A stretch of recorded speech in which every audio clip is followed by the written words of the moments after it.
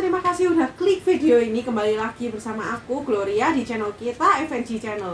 Di video kita yang kali ini, aku pengen ngebahas mengenai kenapa daerah Eropa, terutama Eropa bagian barat, itu maju atau berkembang terlebih dahulu di zaman dulu.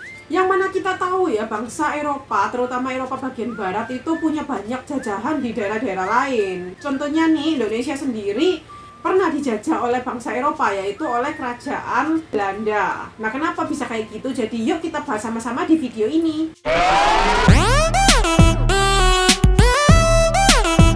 Nah, yang kita tahu nih ya, Eropa itu bukanlah suatu benua yang besar. Eropa itu cuma 8% dari seluruh permukaan bumi, tapi jajahannya itu meliputi 80% dari seluruh permukaan bumi. Nah, padahal nih ya, 1000 tahun yang lalu, sekitar tahun 1000 sesudah Masehi, Eropa itu, terutama Eropa bagian barat, itu sangat terbelakang. Jadi nggak ada yang nyangka kalau Eropa itu bakal jadi maju pesat. Jadi 1000 tahun yang lalu itu daerah Eropa barat itu cuma dihuni oleh Viking, yang daerahnya itu nggak teratur, dan yang namanya kota itu nggak ada kecuali kota Cordoba di Spanyol. Jadi kenapa kok tiba-tiba Eropa ini bisa maju dengan pesat? Nah, untuk mengetahui hal ini kita harus lihat di masa-masa awal modern di Eropa, yaitu di tahun 1450 sampai tahun 1800-an. Nah, kalau di zaman-zaman awal modern ini ya, kayak di tahun 1400-an itu semua daerah itu dikuasain oleh kekaisaran, kalau nggak kerajaan. Nah, contohnya nih, kalau di daerah Rusia ada Kekaisaran Romanov, terus di Jepang juga ada Kekaisaran Jepang, di daerah Turki ada Kekaisaran Ottoman. Nah, kalau di Eropa Barat itu ada Kerajaan Inggris, Kerajaan Spanyol, dan lain-lain. Nah, kalau di Indonesia sendiri di tahun-tahun itu juga banyak kerajaan-kerajaan kecil. Tapi nih ya, kalau kita lihat kerajaan-kerajaan di daerah Eropa Barat nih, kayak Kerajaan Inggris, Kerajaan Spanyol, dan lain-lain, mereka itu lebih dominan daripada Eropa yang timur. Mereka itu lebih dominan daripada daerah-daerah lain, dalam arti mereka itu punya banyak jajahan di daerah-daerah lain. Nah, kenapa bisa kayak gitu? Nah, jadi sebetulnya ada banyak faktor yang menyebabkan kenapa Eropa, terutama Eropa Barat, itu berkembang dengan pesat. Tapi di video ini kita cuma bahas beberapa aja, karena kalau kita bahas semuanya videonya bakal panjang banget. Nah, salah satu faktor kenapa daerah Eropa Barat itu maju dan berkembang dengan pesat dan bisa menjajah daerah lain itu karena mereka juga takut ditaklukkan oleh kerajaan atau kekaisaran lain. Nah, di zaman-zaman awal modern ini, di tahun 1400-an, memang kekaisaran Ottoman itu pengen menaklukkan daerah Eropa Barat, tapi kerajaan-kerajaan di daerah Eropa Barat ini nggak mau takluk sama kekaisaran Ottoman karena mereka nggak mau diambil alih oleh kekuasaan kekaisaran Ottoman. Jadi mereka mulai melakukan ekspedisi pelayaran keluar Eropa, contohnya ke Afrika, ke Asia. Nah, ini semua itu dimulai oleh bangsa Portugis yang terus diikuti oleh Inggris, oleh Spanyol. Mereka ikut juga untuk melakukan ekspedisi pelayaran keluar Eropa. Dengan ini mereka juga bisa melebarkan wilayah kekuasaan mereka juga, dan mereka bisa memperkuat kerajaan mereka. Jadi mereka nggak bisa ditaklukkan oleh kekaisaran Ottoman. Terus faktor yang kedua itu, di zaman-zaman awal modern di Eropa itu ada yang namanya masa-masa Renaissance. Sekitar tahun 1400 sampai 1600-an lah, itu dimulai di Italia. Renaissance sendiri itu artinya adalah lahir kembali. Di era-era ini tuh Eropa yang tadinya terbelakang tuh mulai menjadi modern. Nah, di Eropa tuh mulai tambah banyak orang-orang kayanya. Terus orang-orang Eropa jadi banyak yang travel kemana-mana.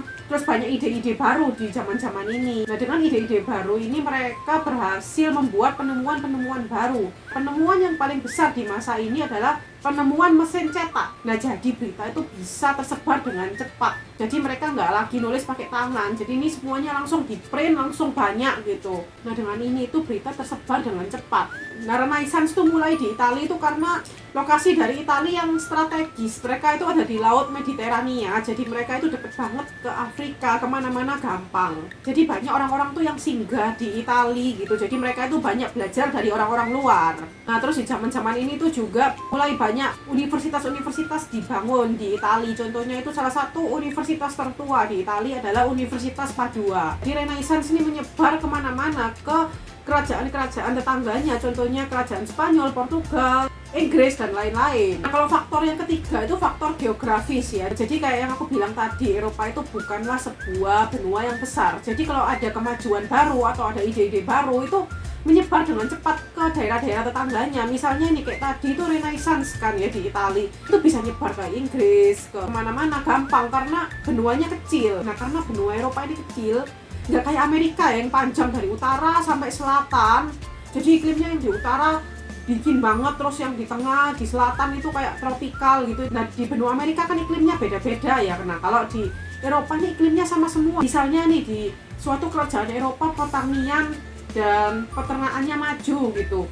Nah kerajaan-kerajaan tetangganya itu bisa nyontek gimana caranya memajukan pertanian dan peternakan mereka karena juga iklimnya sama. Nah jadi misalnya kalau mau nyontek ide itu gampang banget. Nah juga secara geografis Eropa ini nggak terisolasi. Jadi lokasi itu juga penting ya, yang kayak tadi aku bilang, Italia itu bisa mengalami yang namanya Renaissance itu karena lokasinya yang strategis. Sebetulnya seluruh benua Eropa ini daerahnya itu nggak terisolasi sama daerah-daerah lain. Nah ini kalau misalnya kayak Australia itu kan jauh di selatan ya, apa terisolasi dari mana-mana. Nah makanya Australia itu nggak berkembang terlebih dahulu. Terus Afrika, kalau mau ke Afrika itu susah. Di daerah utaranya Afrika itu ketutup sama Gurun Sahara, susah kalau mau ke Afrika.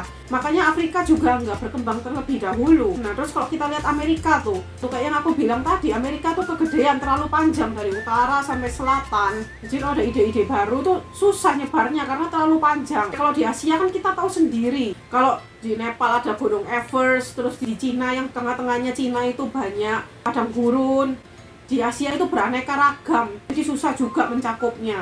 Jadi kalau ada ide-ide baru itu juga susah nyebarnya. Nah kalau faktor yang keempat adalah faktor makanan. Nah kalau di video aku yang mengenai sejarah VOC itu ya, aku pernah ngebahas kan kalau rempah-rempah itu di tahun 1600-an itu sempat menjadi sesuatu yang mahal dan mewah di Eropa. Nah sampai rempah-rempah ini tuh bisa dijadikan investasi. Jadi kayak sekarang kita punya emas, perak, bisa jadi bahan investasi. Nah sama tuh dengan rempah-rempah di tahun 1600-an di Eropa. Nah jadi tahun 1600-an ini masih masuk dalam zaman-zaman awal modern di Eropa.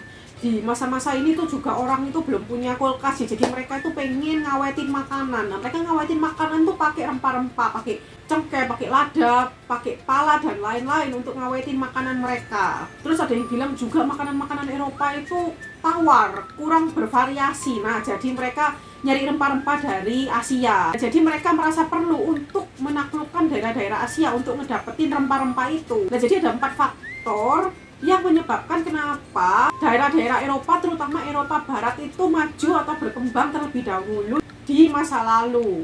Jadi faktor yang pertama adalah kerajaan-kerajaan di Eropa Barat itu takut diambil alih oleh Kekaisaran Ottoman, jadi mereka juga harus melebarkan daerah mereka. Nah faktor kedua adalah munculnya masa-masa Renaissance di Italia, di mana banyak ide-ide baru dan penemuan-penemuan baru itu bermunculan di Italia, dan akhirnya Renaissance itu menyebar ke kerajaan-kerajaan tetangga, jadi kayak Spanyol, Portugal, dan lain-lain. Dan yang ketiga adalah faktor geografis, karena Eropa itu tidak terisolasi dari daerah-daerah lain, dan juga kecilnya benua Eropa yang memudahkan ide-ide baru atau penemuan-penemuan baru tuh untuk menyebar ke kerajaan-kerajaan lain di Eropa. Dan faktor yang keempat adalah karena makanan, karena mereka membutuhkan rempah-rempah, jadi mereka harus menaklukkan daerah-daerah Asia untuk mendapatkan rempah-rempah. Demikian video singkat kali ini mengenai kenapa daerah Eropa itu maju terlebih dahulu di masa lalu. Semoga video yang aku bagikan kali ini bermanfaat buat kalian semua. Kalau aku ada salah, boleh banget dikoreksi di kolom komentar di bawah. Atau kalau kalian punya pertanyaan, boleh banget diketik di kolom komentar di bawah. Bagi kalian yang suka video ini, bisa klik tombol like dan subscribe. Sampai jumpa di video-video berikutnya. Dah.